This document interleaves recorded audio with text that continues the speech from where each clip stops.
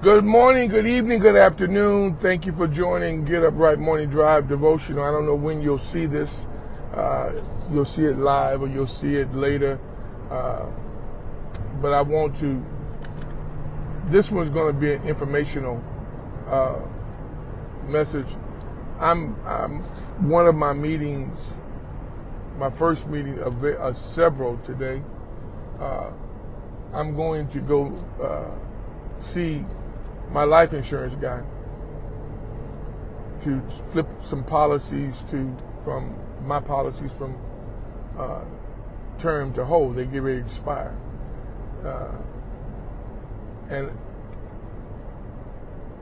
I am so grateful to God, and it may not be to others' liking, but I'm so grateful to God that Bishop Seals introduced me to the funeral business and the removal business, and thankful to God that I'm able to pastor a church and I got to experience and see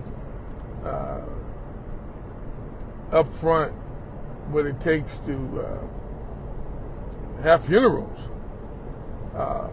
Grateful to God for my administrator who has helped me navigate through stuff like this, and I get a chance to see stuff close up. What are you saying, Burst? I'm saying, y'all, quit tripping. How dare you live without life insurance? Who does that in the 21st century? And if you are one who has done that or currently doing that, will you please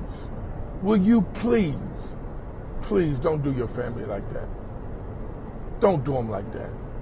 I don't care if you don't like them. I don't care what.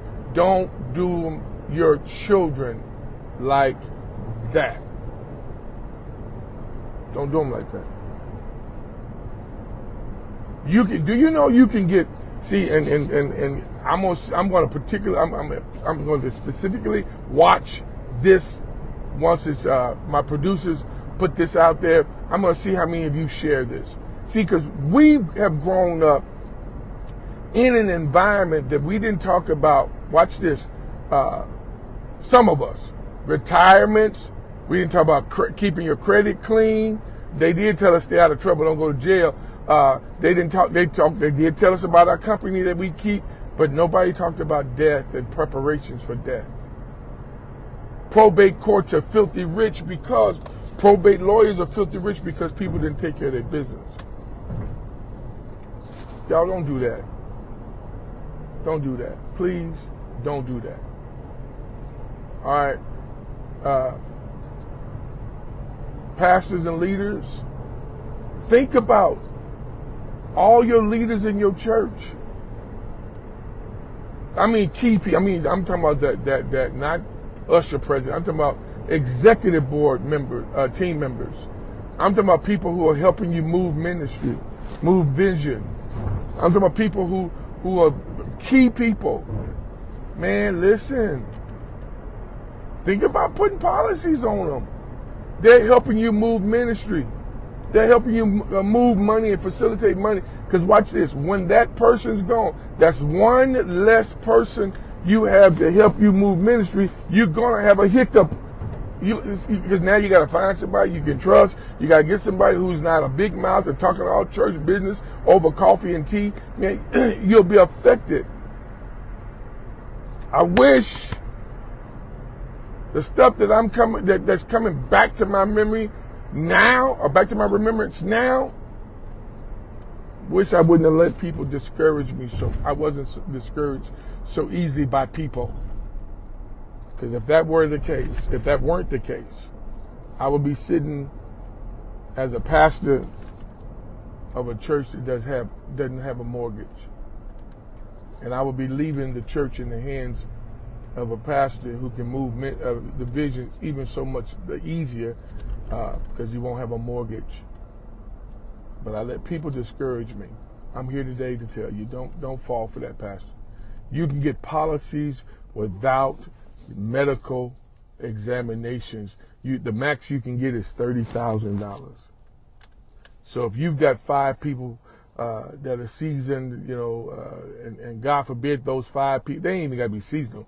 Those 5 people were to transition, your church is $150,000, got $150,000 surplus over the terms of those 5 people's lifetime. But and right now, $150,000 post COVID is almost like $1 million to some churches right now, because we have been slammed by COVID. People don't want to go to church. People don't want nobody to say nothing to them about not coming to church. Those who have come and returned to church, some SOME capital letters, aren't as faithful as they used to be, because they're so easily distracted with everything else in this world, because you went a minute without going to church, and then you can take it or leave it now until it's your turn to do something. You want everybody to see you. Another subject, another day. Please. Because see, and I may be the wrong person. I told y'all this is going to be different. I may be the wrong guy, because I'm not buying no barbecue dinner from your family. That ain't no arrogance. That's real. I'm not buying no dinner from your family. I'm not letting them wash my cars. I'm not donating to them. No, ma'am. I'm not doing it. Why? Because if you're a part of the One Body in Christ Christian Church, and I've been begging, pleading with you and your family to get insurance, it's an oxymoron. Why would I be preaching that? You don't adhere to that, and then when somebody passes or you pass, then I give to that fundraiser. I'm not doing it. I'm not doing it. I have a wife and 5 children. Man, you gonna die and don't leave them nothing? Come on, man, please, cut it out. So that's what I'm going to do today. I'm going to turn it over to a whole life and see if I can sneak in another $50,000, $60,000 on that one. And I have about 5 policies, by the way. Got to do what you got to do. Some are relatively small, and then there's some that are decent, and then there's one in particular that my church is the beneficiary of. Yep, sure is. All right, even if they turn me off tomorrow, that's old school term for if they fire me. If they fire me tomorrow, as long as they make that payment on that policy,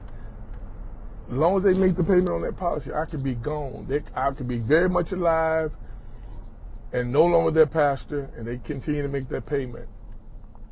And upon my transitioning, they still benefit with the new pastor. It is what it is, and I'm perfectly okay with that. Ain't like I can do anything about it anyhow. But I thought enough of them to make them the beneficiary of the policy. That's how much I love my church, and that's how much I love the people. Let's think different. Let's retch around and go another direction, okay? I hope I was helpful. This was helpful to somebody, because it really is a passion of mine now. Just talk straight like it is. If we're not talking to the whole man pastors, if we're not trying to teach them the real deal Holyfield, we can't just keep begging for offerings on Sundays. All right? I love y'all. Peace.